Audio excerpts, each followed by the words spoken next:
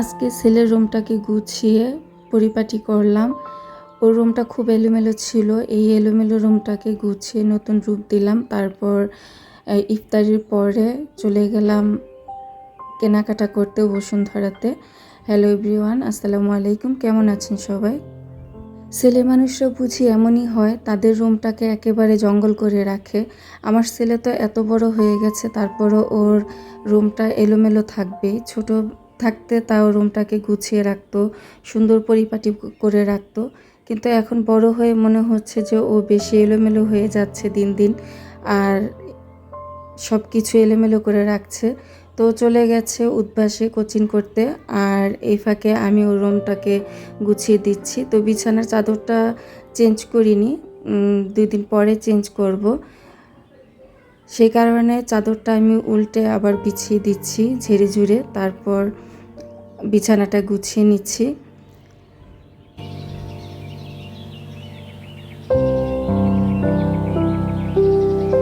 ওকে যদি রুমটা গুছিয়ে রাখার কথা বলি, ও তো করবেই না। বলতে বলতে যদিও করে, সেটা মনে হয় যে চুক্তিতে কাজ করার মতো। তারপরে আজকে আমি রুমটা গুছিয়ে দিয়ে তারপর যখন ব্যাচ থেকে বাসায় আসলো, আসার পরে ওকে বললাম যে এবার দেখো তোমার রুমটার দিকে তাকালে কতটা শান্তি শান্তি লাগে, গুছানো একটা রুম।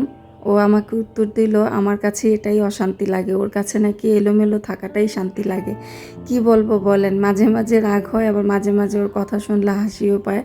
তো ছেলেদের কথা যতই বলবো আসলে ততই কম পড়ে যাবে। ওরা মানে একটু অগুছালো টাইপেরই মনে হয় বেশি হয়। যাই হোক, জানি না বুঝজ্ঞান হওয়ার পরে কতটা গুছানো থাকে বা অগুছালো হয়, সবই ওর ভবিষ্যতে নির্ভর করবে। তো যাই হোক, আর এদিকে এই যে দেখেন ওর টেবিলের উপরটা কি অবস্থা করে রেখেছে বই খাতা দিয়ে। মানে কি বলবো, ওর রুমে ঢুকলেই আমার মেজাজ খারাপ হয়ে যায় বেশিরভাগ সময়, যে এত পরিমাণে এলোমেলো আর লন্ডভন্ড করে রাখে। ছোট বাচ্চাদের মতো যা পাবে সব কিছু টেবিলের উপরে এনে রাখবে, মানে এমন একটা অবস্থা করে রাখে। তো এখন আমি ওর টেবিলটাও গুছিয়ে দিচ্ছি। টেবিলটা গুছিয়ে তারপর ফার্নিচারগুলো মুছে পরিষ্কার করে নিব।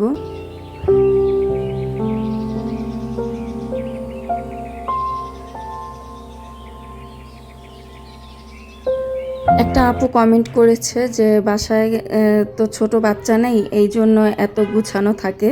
তো সেই আপুর উদ্দেশ্যে বললাম যে ছোট বাচ্চা নেই তো কি হয়েছে, এই যে দেখেন বড় বাচ্চার রুমটা আমার কিভাবে গুছিয়ে দিতে হয়। আমার ছেলে এসএসসি পরীক্ষার্থী, এই বছরই পরীক্ষা দিবে। তারপরেও যদি ওর রুমটা এই অবস্থা রাখে, আর ছোটোবেলায় কী অবস্থা রাখতো এটাতেই চিন্তা করেন। তো সেই দিক থেকে আমরা যারা আছি, মানে পরিপাটি থাকতে পছন্দ করি, তারা যতই বাচ্চা থাকুক না কেন গুছিয়ে পরিপাটি রাখবেই। যতবার বাচ্চারা এলোমেলো করবে ততবারই গুছাবে, এটা আমি বিশ্বাস করি, কারণ আমি এটাই করেছি। ওরা যখন ছোট ছিল যত এলোমেলো করেছে, সারাদিন শুধু আমার কাজের উপরেই আমি থেকেছি, গুছিয়ে রেখেছি।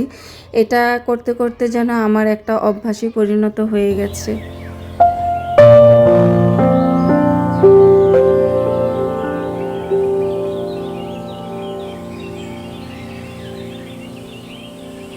আর রুমটা তো গুছানো কমপ্লিট, এক পলকে আপনাদেরকে দেখিয়ে দিলাম। খুব ভালো লাগছে রুমটার দিকে তাকাতে। আর এদিকে আমি ড্রয়িং রুমের পর্দাগুলো চেঞ্জ করে দিব, সামনে ঈদ চলে আসছে। তো এই পর্দাগুলো খুলে ধুতে দিয়ে দিব, এবং কি পাতলা পর্দা দিয়ে দিব। ঈদ প্লাস হচ্ছে এখন গরমের দিন, আর গরমের দিনে আমি বেশিরভাগ চেষ্টা করি পাতলা পর্দাগুলো রাখার, এতে করে আলো বাতাস খুব সুন্দর পাস হতে পারে। তো সেই কারণে আমি পাতলা পর্দাগুলি এখন লাগিয়ে নিব। তো তার আগে আমি সোফাগুলো ঝেড়ে ঝুড়ে পরিষ্কার করে নিচ্ছি। আর এই কাজগুলো কিন্তু প্রতিদিনেরই কাজ, আমাদের প্রত্যেকটা সংসারের কাজ। আমাদের বাচ্চা থাকুক আর না থাকুক, প্রতিটা সংসারেরই কাজ এই কাজগুলো। তো এই কাজগুলো থেকে যারা অলসতা দেখাচ্ছেন তাদের বাসায় আমার মনে হয় এলোমেলো থাকে, আর যারা প্রতিনিয়ত গুছিয়ে রাখে যত কষ্টই হোক তাদের বাসা কখনোই এলোমেলো থাকবে না, এটা আমার বিশ্বাস। সে হোক বাচ্চা আর থাকুক আর না থাকুক। তবে হ্যাঁ, কিছু কিছু বাচ্চারা আছে অনেক বেশি বিরক্ত করেন বা অনেক বেশি এলোমেলো করেন, তো সেই মায়েদের তো একটু কষ্টই হয়ে যায় গুছিয়ে রাখা। তা আমার বাচ্চারা যখন ছোট ছিল তখন এলোমেলো করেছে, তবে আলহামদুলিল্লাহ অত বেশি এলোমেলো করেনি। ছোট থেকে ওদেরকে ওইভাবেই আমি বুঝিয়েছি বা ওইভাবেই শিখিয়ে বড় করেছি যে যেই জিনিসটা গুছানো ওই জিনিসটা এলোমেলো করা যাবে না। তো আলহামদুলিল্লাহ এভাবেই ওরা বড় হয়েছে।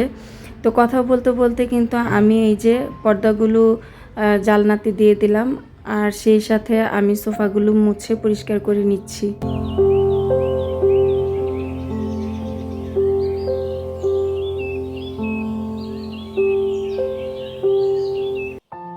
তারপর চলে আসলাম ডাইনিংয়ে।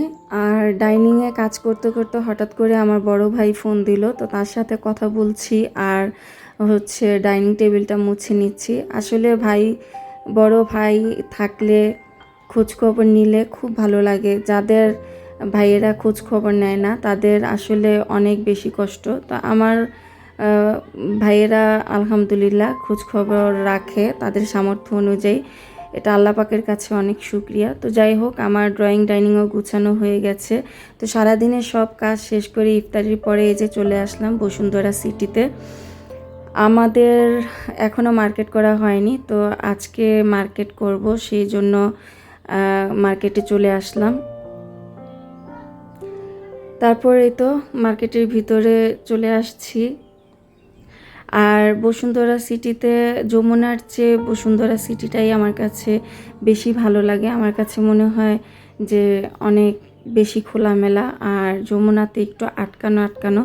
তো বাচ্চারা যমুনাতেই যেতে চেয়েছিল প্রথমে, তারপর চিন্তা করলাম যে না, বসুন্ধরাতেই যাই। আর সেলের পাঞ্জাবি যেহেতু সেলর থেকে কিনি, তো সেলরের শোরুম তো বসুন্ধরাতেও আছে, তো সেই জন্য বসুন্ধরাতেই আসলাম।